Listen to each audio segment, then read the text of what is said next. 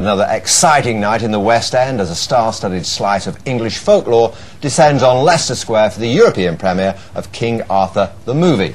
Well, you might say King Arthur, but in this version, Clive Owen isn't actually a king yet. They're not based in Camelot.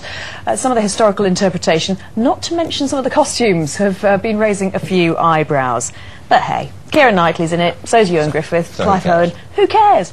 And of course, there on the red carpet, our very own entertainment correspondent Tamsin Sylvester. She's there right now. Tamsin, is it all very exciting? Yes, indeed. Who cares? Keira Knightley's in it. That's all we need to know. I have to point out that the scene is being set, and behind me you can see some of the knights here.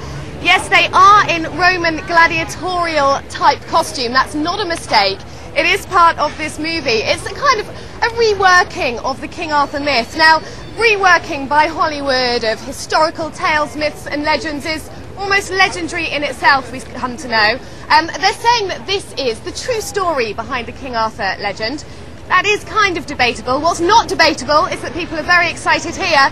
They're set up for this premiere. It truly is Arthur's Night.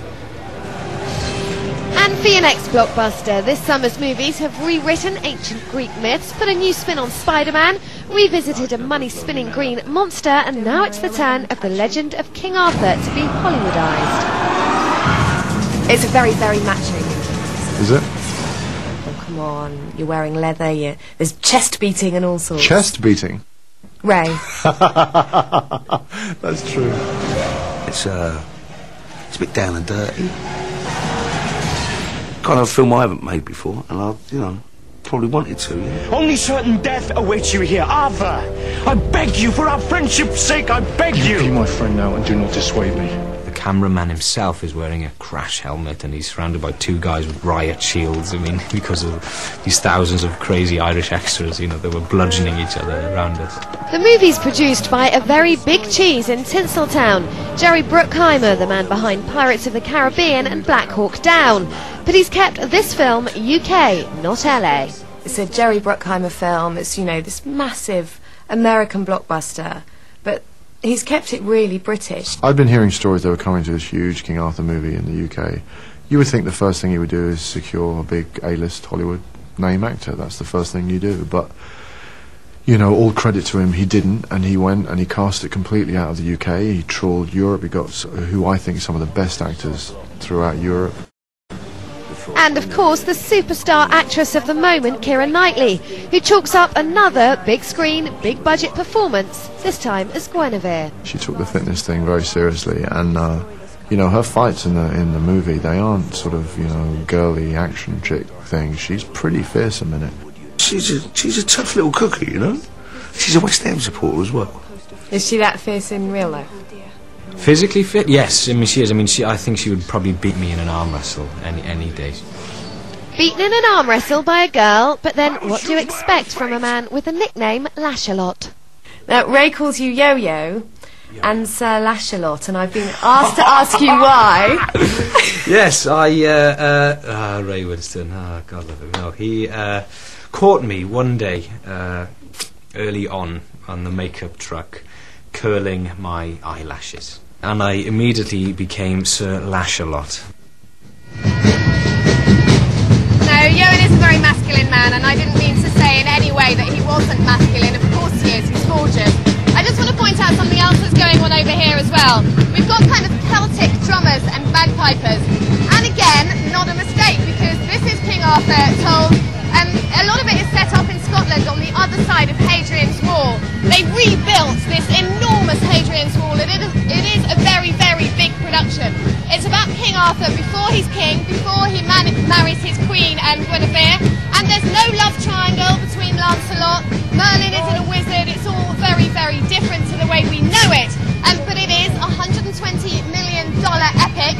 It's been produced by Jerry Bruckheimer, who is an Uber producer out there in the States, which you would think would make it a massive movie. It has been quite disappointing though. The box office opening in America hasn't been what they hoped, and it's had very mixed reviews.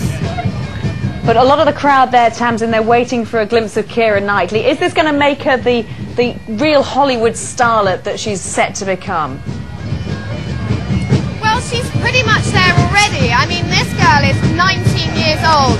She's already been in some massive hits. She was in Pirates of where Jerry Bruckheimer spotted her and loved her. You know, she was in Love Actually. She's got some big projects lined up, and she is already a star. But this movie is kind of being centred around her. I don't know if you can see some of the posters there behind the Roman soldiers. She's central in the posters. She's bigger than the other two. And, you know, it's the tale of King Arthur, but it's Keira Knightley that it's kind of being centred on. And I know a lot of the fans here are very, very excited about Keira turning up tonight. Heralding the arrival of King Arthur's stars, another red carpet in Leicester Square graced by the big names from this summer's latest blockbuster offering. With a cast of thousands, it may look like the typical Hollywood epic, but this flick relies on some very British talent, only too pleased to be experiencing true movie star treatment. I haven't been to that many premieres. I've only done 3 or something like that, but no, it's great. I mean, it's lovely. I get very, very nervous, but I have a very good makeup artist, so she comes round and then it's all good. But no, yeah, it's cool. As some of the guests at tonight's opening may suggest, this was a somewhat different interpretation of the traditional English folklore and a new challenge for actors and extras alike. It's a bit down and dirty. Kind of a film I haven't made before, and I, you know, probably wanted to. Yeah. Only certain death awaits you here, Arthur. I beg you, for our friendship's sake, I beg you. Be my friend now and do not dissuade me. The cameraman himself is wearing a crash helmet, and he's surrounded by 2 guys with riot shields. I mean, because of these thousands of crazy Irish extras, you know, they were bludgeoning each other around us. But even the toughest of warriors know there are some battles they simply can't win. I wouldn't be watching this tonight, it's just my wife hasn't seen it yet and she's insisting I stay and watch it, So ancient knight-like chivalry may not be dead after all. Emma Walden, London Tonight.